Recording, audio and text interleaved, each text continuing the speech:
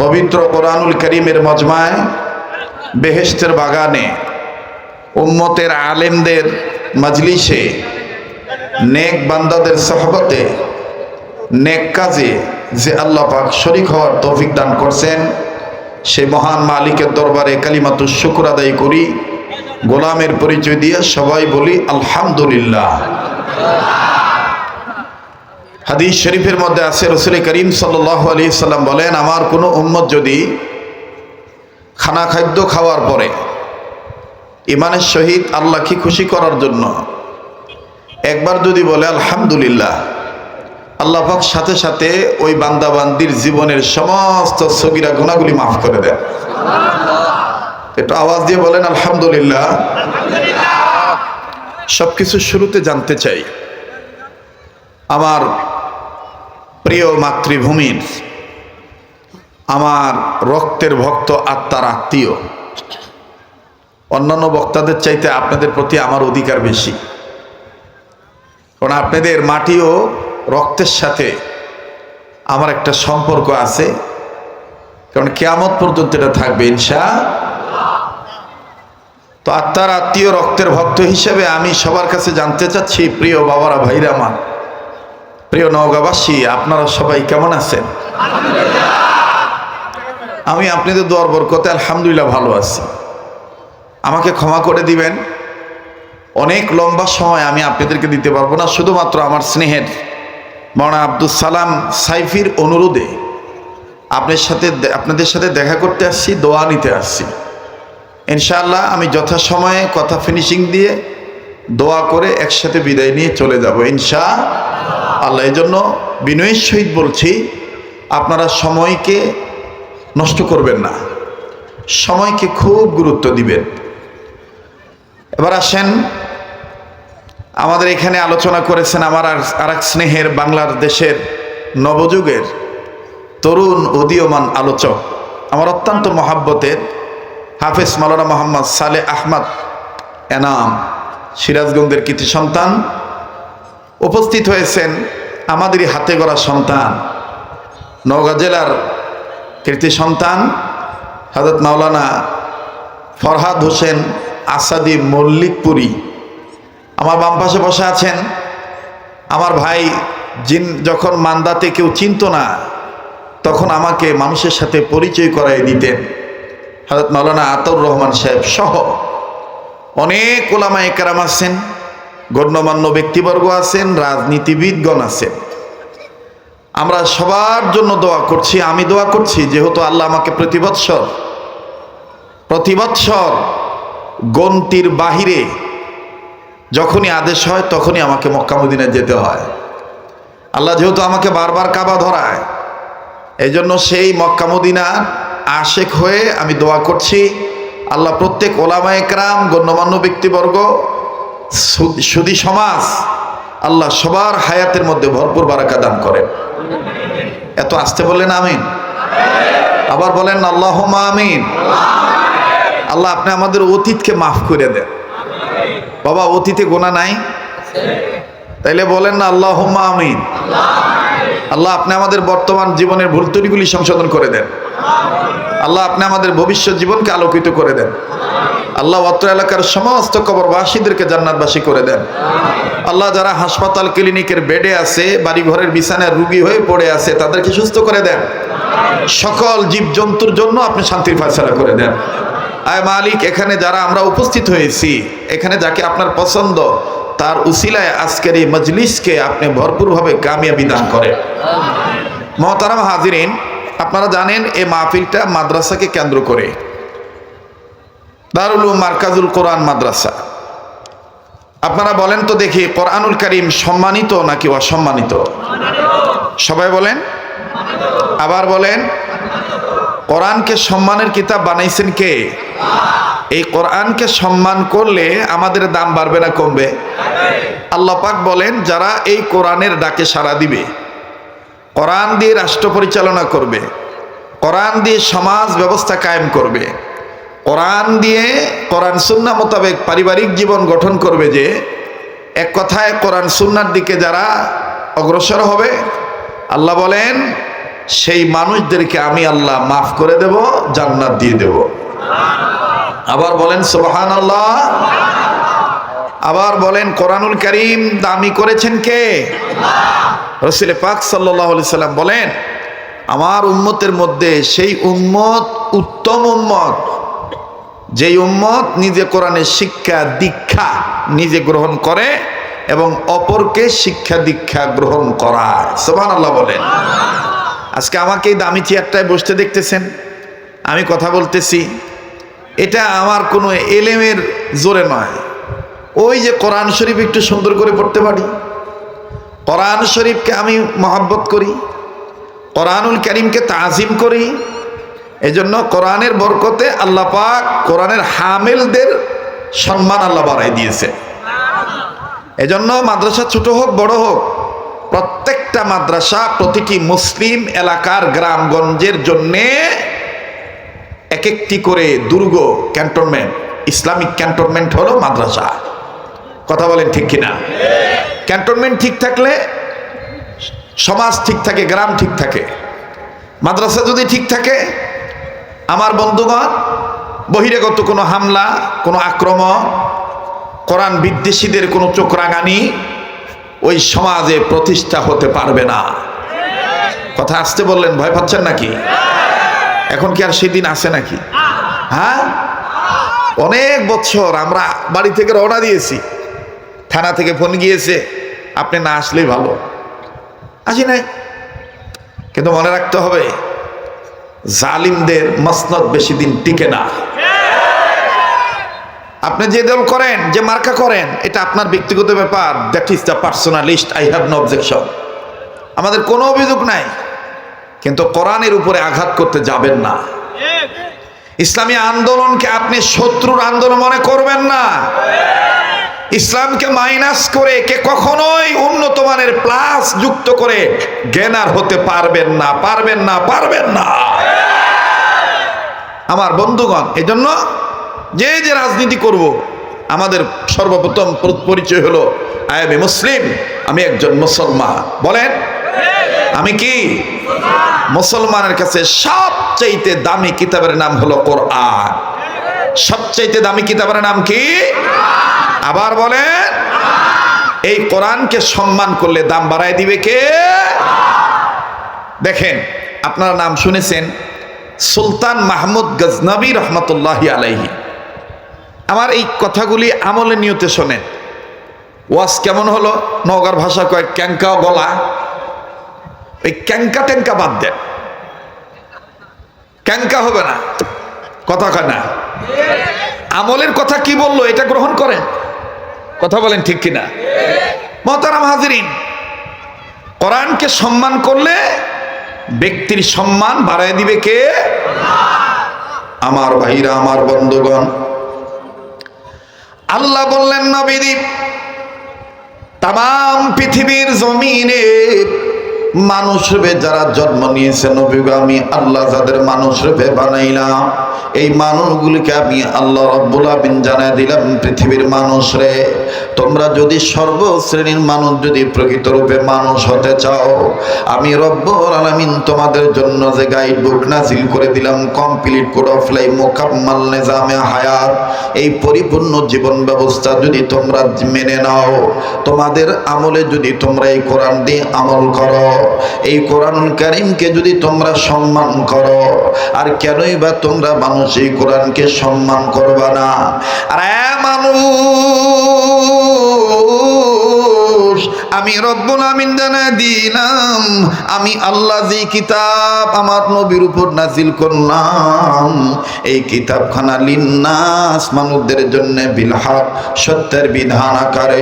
নবী গো আমি আল্লাহ তাআলা বলে দিলাম, ফামানি তাদা ফালিনাফসিহি, যারা এই কোরআনুল কারীম মানবে তারাই হেদায়েত প্রাপ্ত হয়ে যাবে, আর যারা এই কোরআনুল কারীম মানবে না, ওয়ামান দাল্লা ফা ইন্নামা ইয়াদিল্লু আলাইহা, তারাই গোমরাহি হয়ে যাবে, তারাই জাহান্নামী হয়ে যাবে। এরে মুসলমান, কোরআনুল কারীমকে যদি আমি আপনি মেনে নেই, আমাকে আপনাকে জান্নাত দিবেন কে? আবার আওয়াজ দিয়ে বলেন না কে? বাজান রে,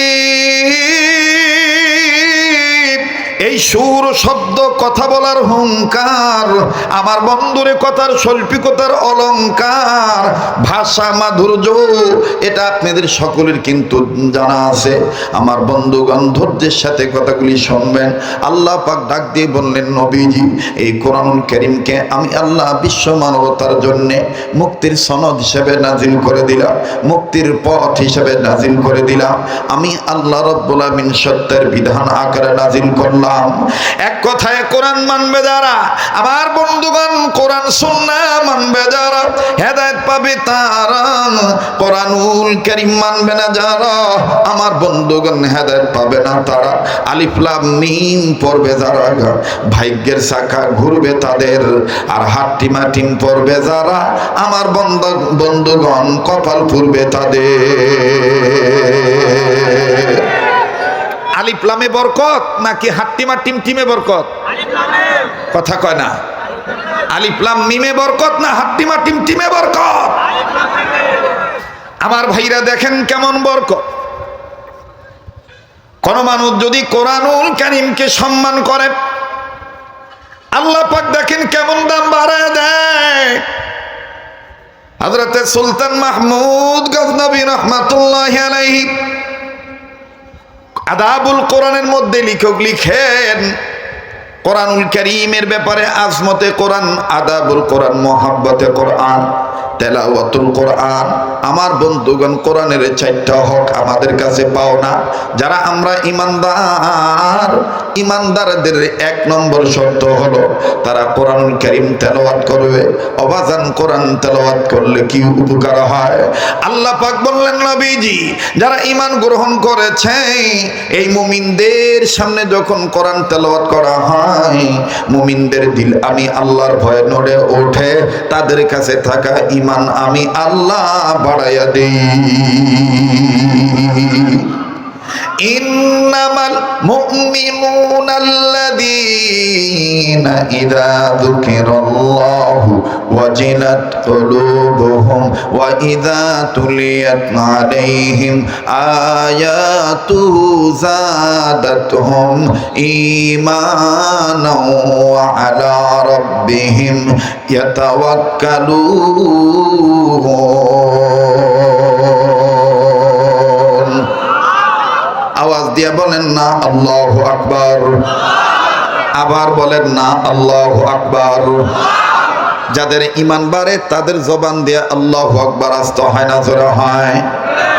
ওবাজান ঈমান যারা আনছে, ঈমান যারা আনছে, মুমিন যারা হয়েছে, তাদের সিদ্ধান্ত হলো জীবন চলে যাবে আল্লাহর আইন থেকে কোরআনের বিধান মানা বাদ দেব না। কথা বলেন ঠিক কিনা? আবার বলেন ঠিক কিনা? আল্লাহ আল্লাহ বলতে বলতে, নবীর প্রেমে চলতে চলতে, মরণ যেন হয় আমাদের, মরণ যেন হয়। ছাত্র সমাজ, যুবক ভাইরা বলেন না, আমাদের মরণ যেন হয় আমাদের। ঈমান নিয়ে মরতে হবে, সত্যিকারের মুসলমান না হয়ে মরা যাবে না। এটা কার কথা? বলেন বলেন। ইয়া আইয়ুহাল্লাযীনা আমানুত্তাকুল্লাহ হাক্কা তুকাতিহি ওয়া লা তামুতুন্না ইল্লা ওয়া আনতুম মুসলিমুন। আমাদের মরণ যেন হয়, আমাদের মরণ যেন হয়। বলেন, আমাদের মরণ যেন হয়, আমাদের মরণ যেন। যারা আসতে বলবে বা বলবে না, মনে করবেন এগুলোর ভিতরে ভেজাল আছে। কথা কয় না? এগুলোর ভিতরে কি আছে? ভেদাল আছে। ইসলামী আন্দোলনের কথা আমি বলবো, কোরআনের পক্ষে আমি বলবো, জীবন গেলে জীবন যাবে, কিন্তু বাতিলের কাছে মাথা নত করতে রাজি না। আমাদের মরণ যেন হয়, আমাদের। সামনের ভাইরা চুপ থাকেন দেখি তো, পিছনের ভাইরা কোরআনের পক্ষে না বিপক্ষে? আমাদের মরণ যেন হয় আমাদের। মাশাআল্লাহ, মোটামুটি আওয়াজ আছে। কেবা আমি কি বুড়া হয়ে গেছি? কথা কয় না। হ্যাঁ, তা আপনারা বুড়া হয়েছেন কেন? আল্লাহ পাক আমাদের সবাইকে কবুল করেন। আর একবার কোন আমিন। সবাই জবান খুলে বলেন না, আমাদের মরণ যেন হয় আমাদের। ফ্যানটা একটু আমার দিকে বন্ধ করে দিত ভাই, তাই তো কই ক্যারিংকে ধ্যার ধ্যার করছো কেন? হ্যাঁ, এদিক দাও, আমার ফ্যান দিও না, গরিব মানুষ বাবা, ফ্যানের বাতাস সহ্য হয় না, এসির বাতাস সহ্য হয়। আল্লাহ কি গরিব বানাইছে বা। এই কষ্ট হইতেছে, অনেকদিন পর এসেছি, দিল খুলে কথা বলতে চাচ্ছি, অল্প সময় যেন ব্যাপক কথা আল্লাহ বের করে দেয়। বলেন না আমিন। আমাদের মরণ যেন হয় আমাদের, আমাদের মরণ যেন হয় আমাদের। আল্লাহ আল্লাহ বলতে বলতে, নবীর প্রেমে চলতে চলতে, মরণ যেন হয় আমাদের, মরণ যেন হয় আমাদের। দিনের পথে চলতে গিয়ে, দিনের পথে চলতে গিয়ে, হকের কথা বলতে গিয়ে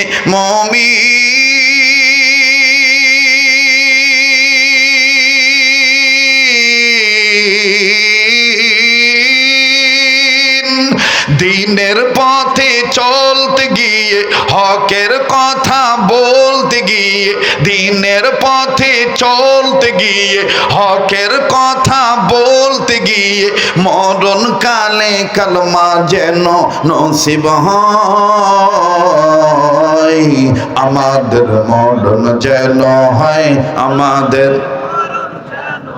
জোরে কোন আমাদের মরণ যেন হয় আমাদের। লিল্লাহি তাকবীর, লিল্লাহি তাকবীর। আল কোরআনের আলো, কোরআন হাদিস যেখানে, আলেম ওলামা যেখানে, নারায়ে তাকবীর। এতক্ষণে বোঝা যায় যে ওয়াজ হইতেছে। নগর ভাষায় কয় হচ্ছে বা। কি কয়? হচ্ছে বা। হঠাৎ সামনে আসো, আসো না, চেয়ার তো খালি আছে, এদিকে আসো। আরে তোমরাই তো আগামী প্রজন্মের ভবিষ্যতের উজ্জ্বল সন্তান। আমরা তো এখন রিটায়ার্ড করতেছি, কথা বলেন ঠিক কিনা? মোহতারাম হাজিরিন, কষ্ট হচ্ছে আপনাদের? চলবে কি চলবে না? বলেন, বলবো কি বলবো না? আবার বলেন তো আল্লাহু আকবার। কাজী নজরুল ইসলাম বলেছিল নওগাঁর ভাষায়, মনে করেন নওগাঁর ভাষায় বলছিল, বা তোর গান তুই গাবু বা, কে শুনুক, শুনলে শুনুক, না শুনে না শুনুক, তুই গাইয়াই যা, তুই গাইয়াই যা।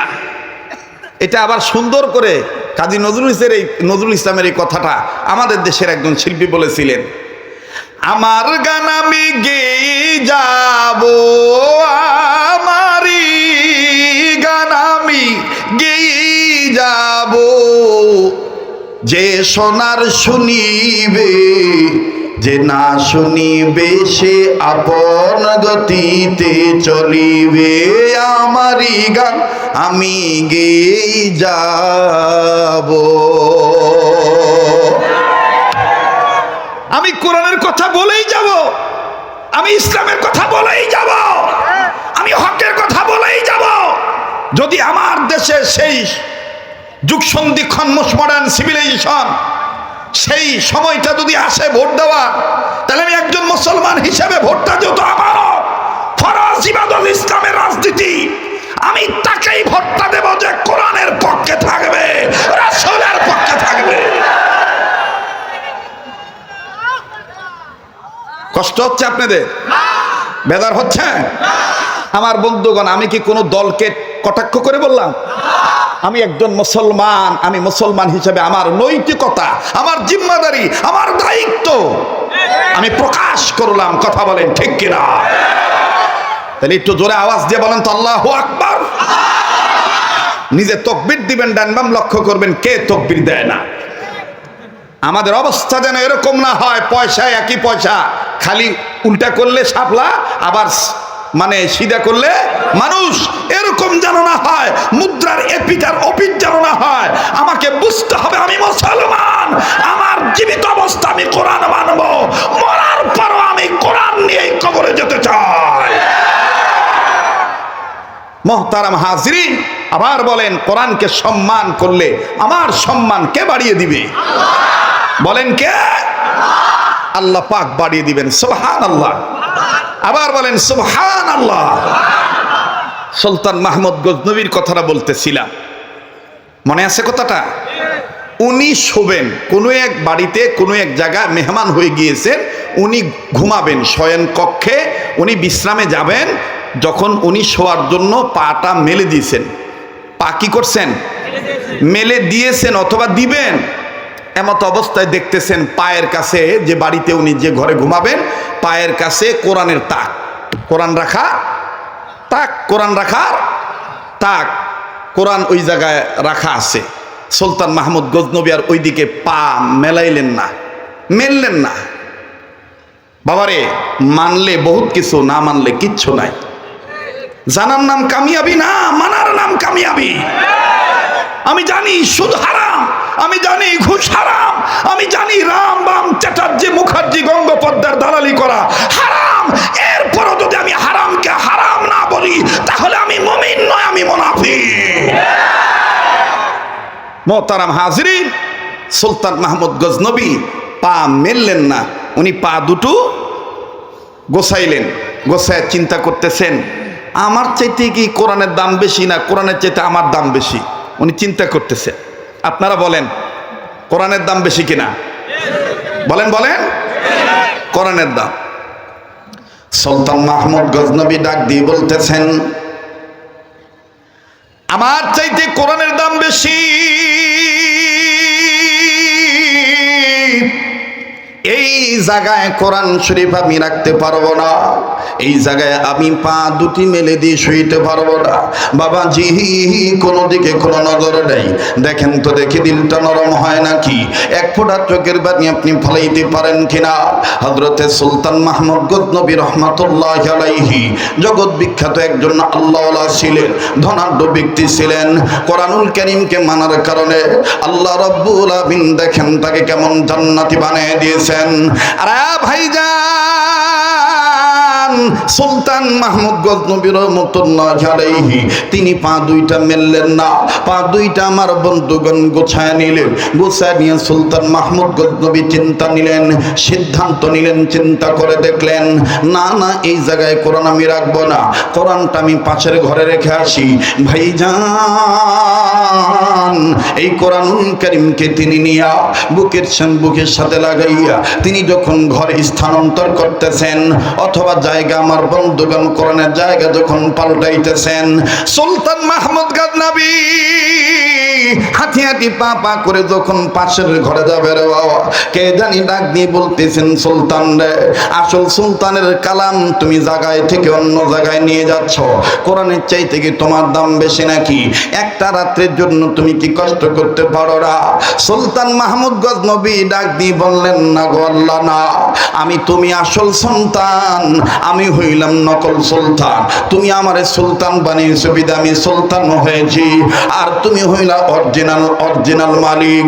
আয় আল্লাহ, আমি দুনিয়ার বাদশা হইতে পারি, কিন্তু তুমি বাদশার বাদশা, তুমি খালিকের খালিক, তুমি মালিকের মালিক,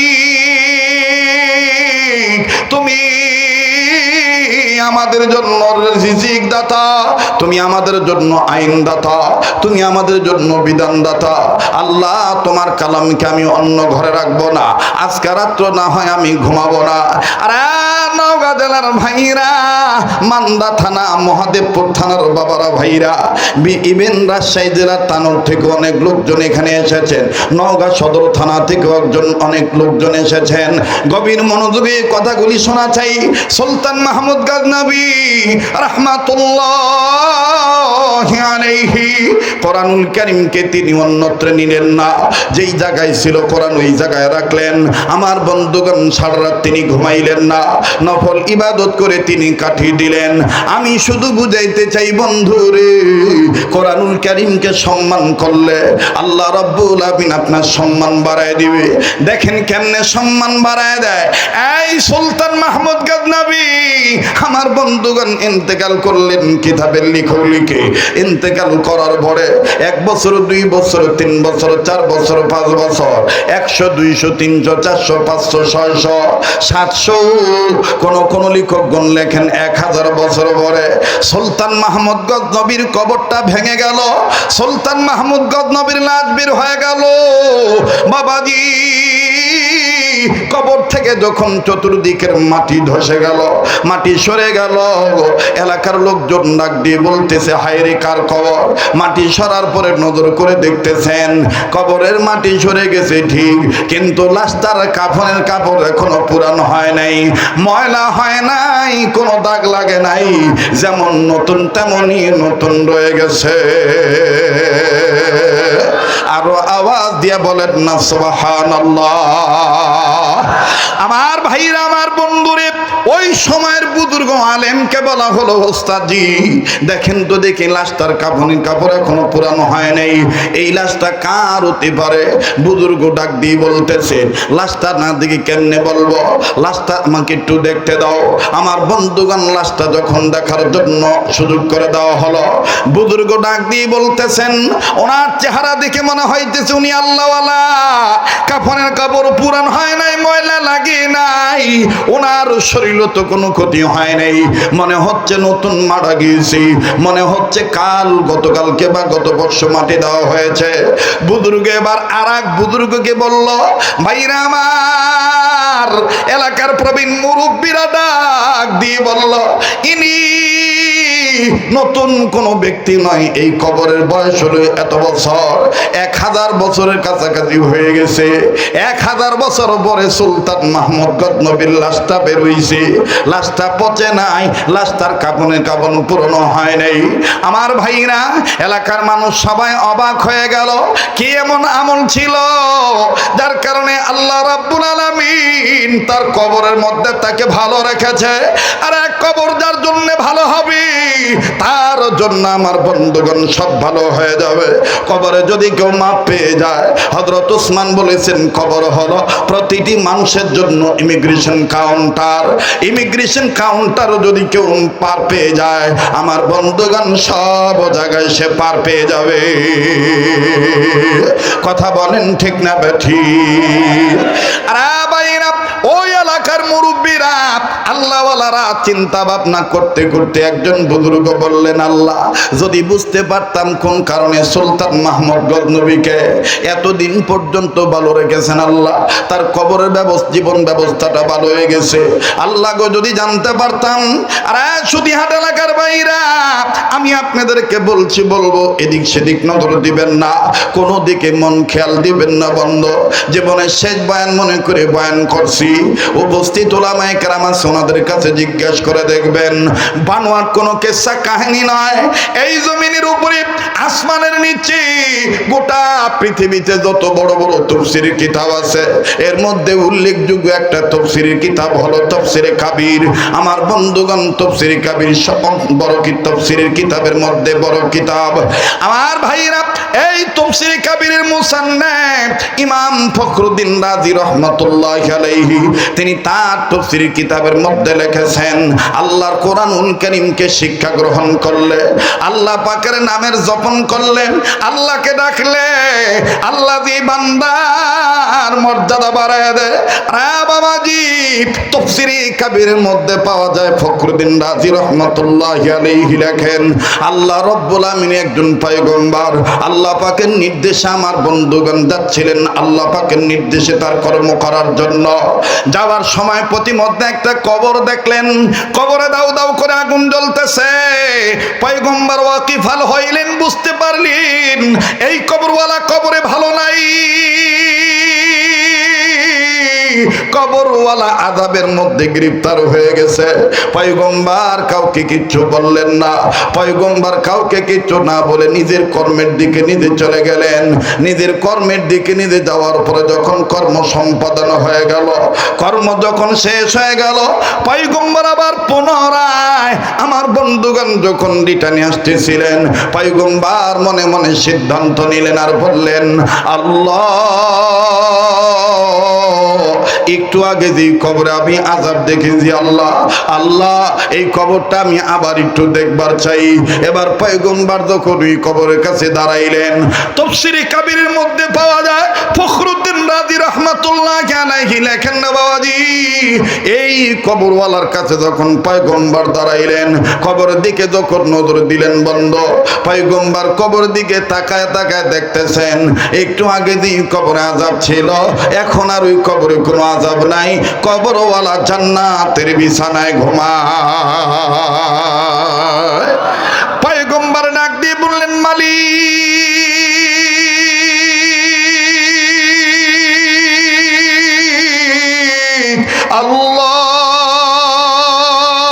আল্লাহ, একটা ডাক দেন না, ডাক দেন না, দেন না, দেন না, দেন না, দেন না, দেন না, দেন না, দেন না, বলেন না আল্লাহ। আরে যার আল্লাহ বলতে ভালো লাগে বুঝে নেবেন আল্লাহ আপনাকে মাফ করে দিয়েছে, বলেন না আল্লাহ।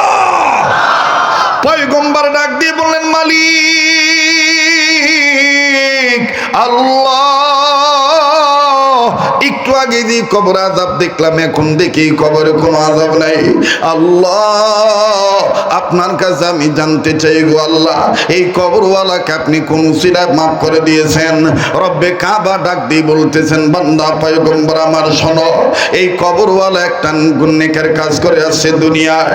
এই পয়গম্বর জীবন ভর এই কবরওয়ালা গুনাহ করে কবরে এসেছে। পয়গম্বর তুমি শোনো, এই কবরওয়ালা জিন্দেগিতে কোনোদিন নেকির কাজ করে নাই, খালি গুনার গুনাহ করেছে। গুনাহগার হওয়ার কারণে আমি আল্লাহ কবরে তাকে আযাব দিয়ে গ্রেফতার করেছি। আল্লাহ আপনি যে এখন আবার মাফ করে দিলেন, সে যে এখন জান্নাতের বিছানায় ঘুমাইতেছে, তার কারণ কি? আল্লাহ বললেন, বান্দা আমার শোনেন, এই পয়গম্বর এমন, এই কবরওয়ালা এমন একটা কাজ করে আসছে, এই কবরওয়ালার একটা সন্তান ছিল, সন্তান রেখে আসছে দুনিয়ায়।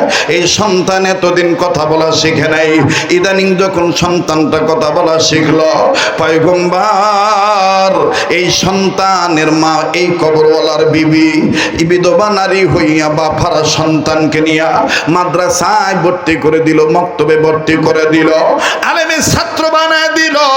আর তার উস্তাদ যখন আলেম ছাত্র পাইল, আলেম মানুষ এই এতিম বাচ্চাটাকে ছাত্র হিসেবে পাইয়া এতিম বাচ্চার জন্য জীবনের প্রথম একটা সবক শিক্ষা দিল, যে শিক্ষাটা ছিল আমার কালামে হাকিমের শিক্ষা। আওয়াজ দিয়া বলেন না সুবহানাল্লাহ। পয়গম্বর বললেন, আল্লাহ ওই সবক কোন সবক একটু যদি জানাইতেন গো আল্লাহ। আল্লাহ রব্বুল আমিন ডাক দিয়ে বললেন, পয়গম্বর আপনি শোনেন, এই সেই কবরওয়ালার সন্তানটা জীবনের প্রথম সবক পড়েছে। যেই সবক পড়তে যাইয়া আমি আল্লাহর তিনটা নাম এই বাচ্চাটা মাসুম বাচ্চা জবান দিয়া প্রকাশ করেছে, যেই তিনটা নামের সাথে আমি আল্লাহর গোপন 3000 নাম লাগানো। আর একটু জোরে কন্যা সুবহানাল্লাহ। ডাক দিয়ে বলে, পয়গম্বর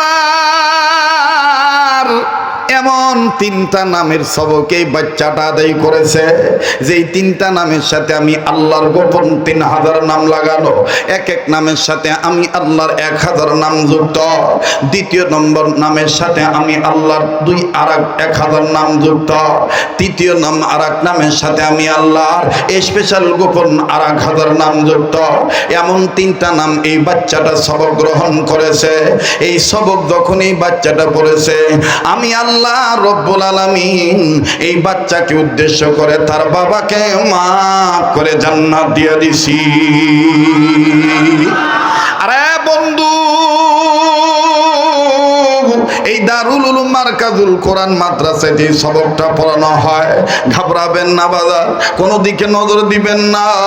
অল্প সময়ের মধ্যে আমি কথা ফিনিশিং দিয়ে বিদায় নিয়ে চলে যাব, কিন্তু আজকের আলোচ্য বিষয়বস্তু থেকে কি শিক্ষা গ্রহণ করতেছেন বাবা? আপনি কি পাথেয় নিতেছেন?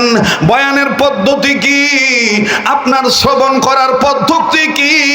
একটু মিলে যাবেন রে বন্ধু। জীবনের শেষ বয়ান মনে করে বয়ান করছি, আর হয়তো বা নাও দেখা হইতে পারে।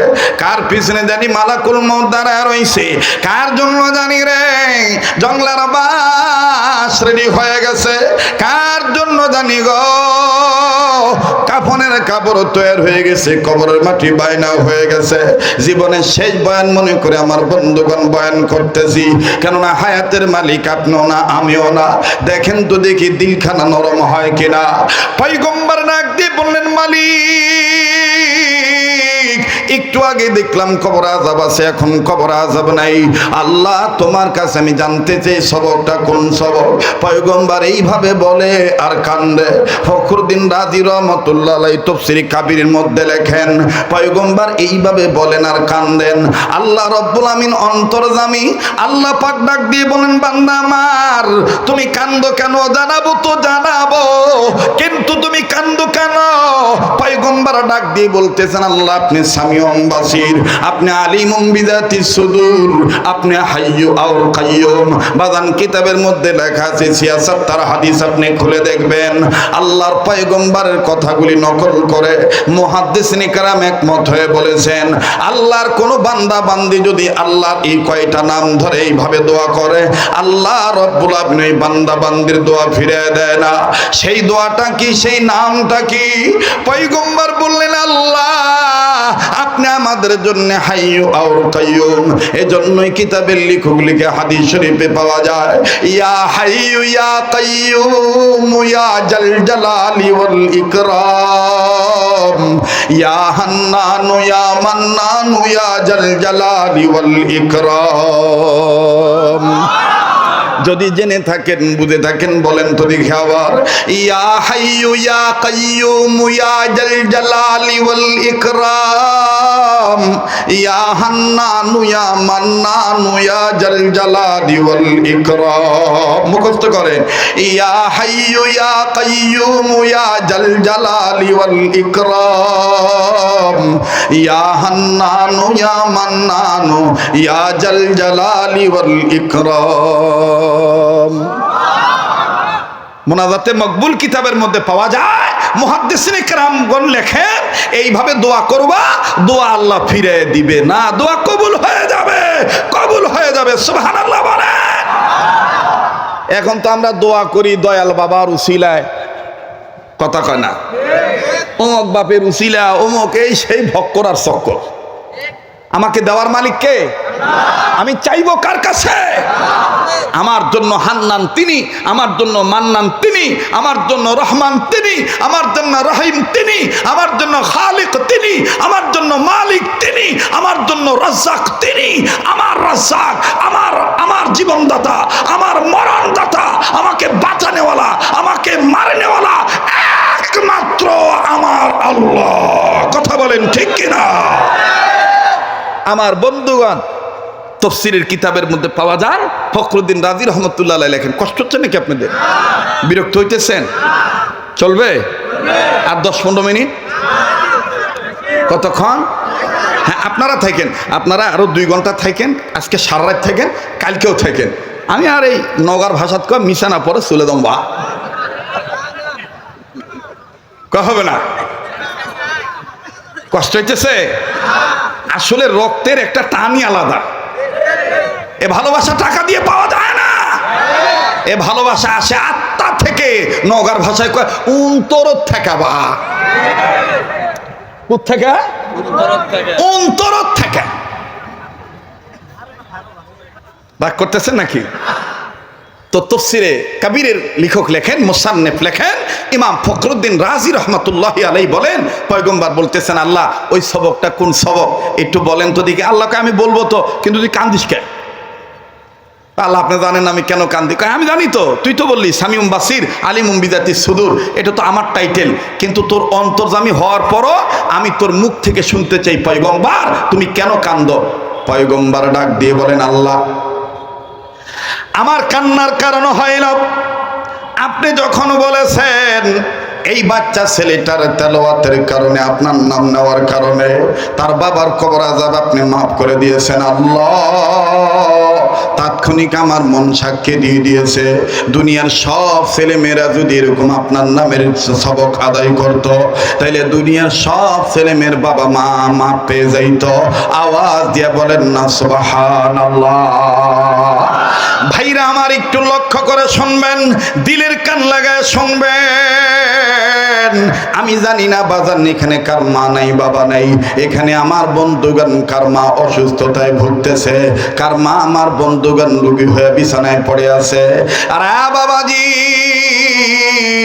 আজ যদি আমি আপনি মা বাবার জন্য কান্দি, মা বাবার জন্য দোয়া করি, আগামীতে আমার আপনার বেটা বেটো আমার আপনার জন্য দোয়া করবে, আমার আপনার বেটা বেটো আমার আপনার জন্য কাঁদবে। কামা তাদিনু তুদানো। ভাইজান কেউ চলে গেলে তাকে চলে যেতে দিবেন বন্ধ।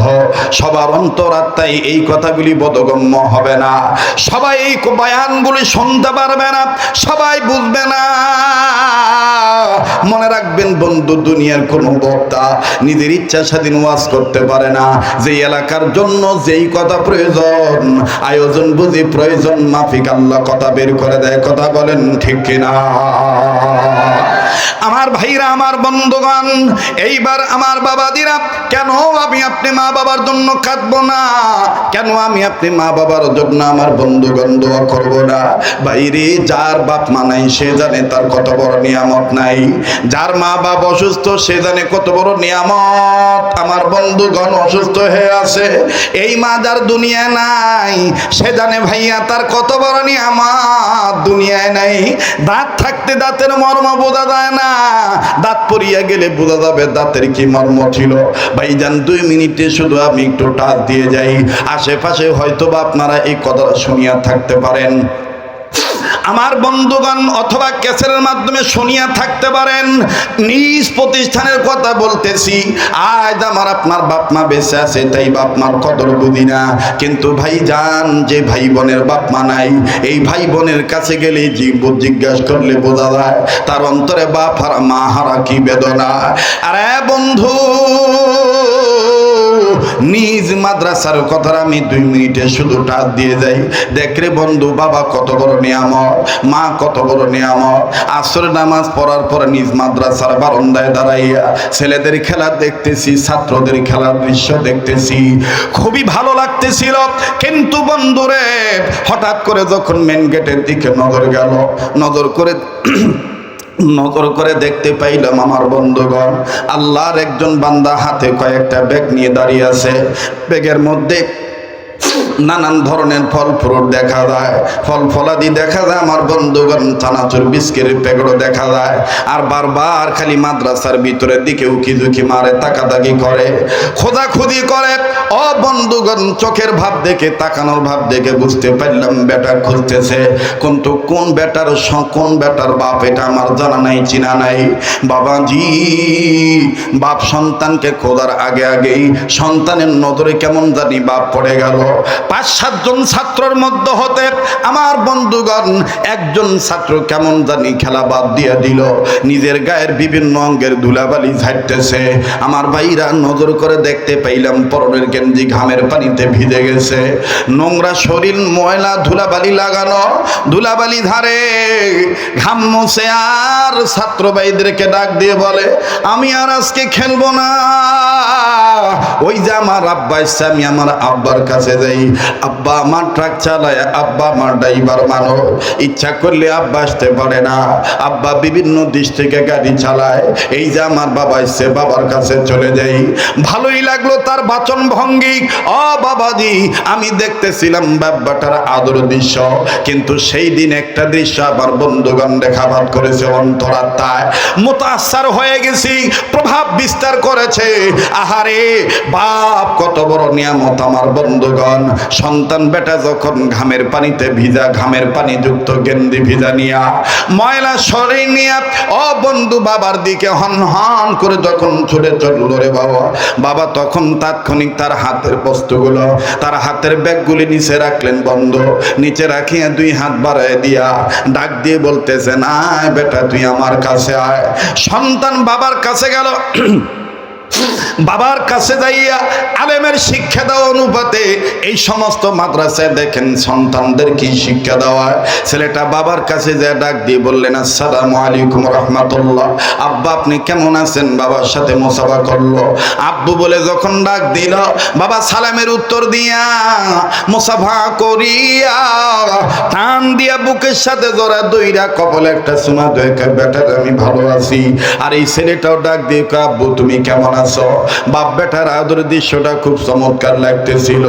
কিন্তু বাজান রে, আল্লাহর কসম করে বলি, যেই বারান্দায় দাঁড়াইয়া বাপ বেটার আদরের দৃশ্য দেখতেছি না, ওই একই বারান্দায় আমার থেকে কয়েক গজ দূরে আমার বন্ধুগণ একজন সন্তান 11-12 বছর বয়স হবে।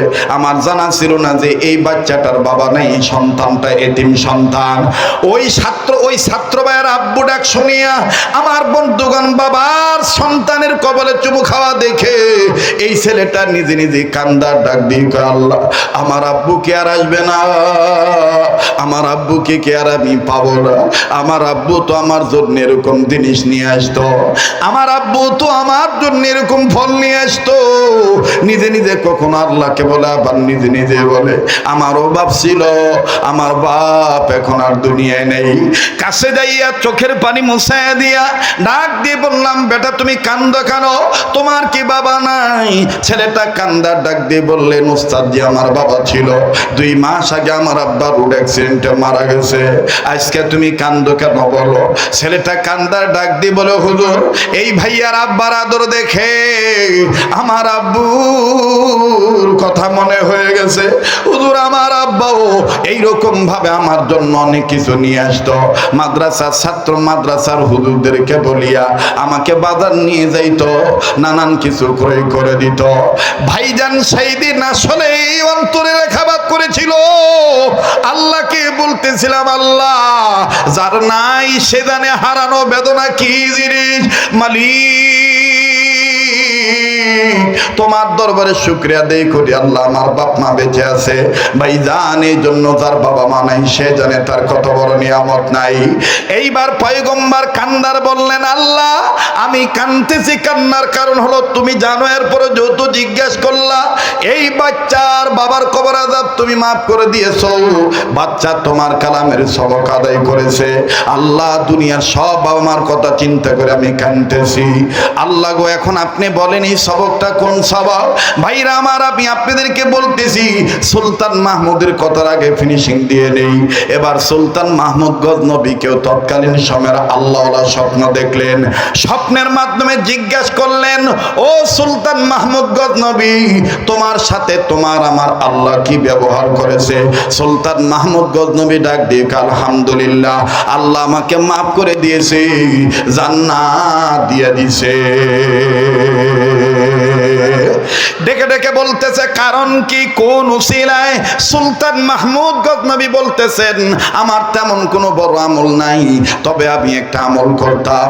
আমার হায়াতের জিন্দেগিতে কোনোদিন আমি কোরআনকে অসম্মান করি নাই।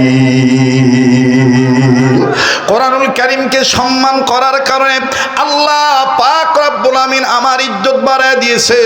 দুনিয়া তো আল্লাহ ইজ্জত দিয়েছেন, আখিরাতে কবরে জিন্দেগি তো আল্লাহ জান্নাত দিয়ে দিয়েছে। ভাইজান আর লম্বা নয়, পয়গম্বরকে আমার আল্লাহ ডাক দিয়ে বললেন, নবী গো আপনি শুনে নেন, আমি আল্লাহ পাক বলে দিলাম এই বাচ্চাটা কোন সবক আদায় করেছে। ভাইরা আমার আমি আপনাদেরকে বলবো, তবে বাবা জি প্লিজ কেউ কারো দিকে কোনো নজর নাই, 2 মিনিট আমি ছোট্ট একটা আবদার করবো রক্তের ভক্ত হিসাবে, আত্মার আত্মীয় হিসাবে, প্লিজ বাজান কোনো উঠাউঠি করবেন না। আমি এই মুহূর্তের মধ্যে বাজান 2 মিনিটের মধ্যে একটা আবদার আপনাদের কাছে করতে চাই। দেয় বিনয় সহিত, তবে এই পাগলের সাথে মুসাফা করলে ঠকবেন না। এই পাগলাটার হাতে টাকা দিলে ঠকবেন না বাবা।